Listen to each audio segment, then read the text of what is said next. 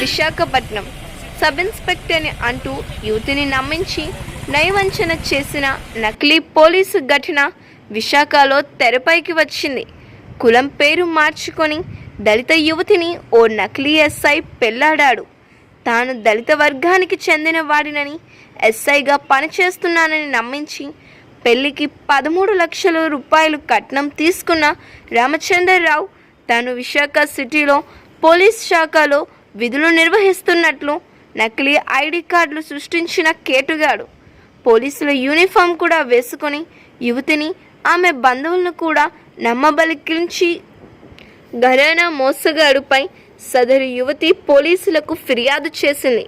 ప్రస్తుతం సస్పెన్షన్లో ఉన్నానని, civils exam రాశానని, SI కంటే పెద్ద పోస్టుకు వెళ్తానని చెప్పి నమ్మించి యువతిని పెళ్లి చేసుకున్న మోసగాడి మాటలు నమ్మి గత ఏడాది నకిలీ ఎస్ఐతో యువతికి పెళ్లి చేసిన కుటుంబ సభ్యులు.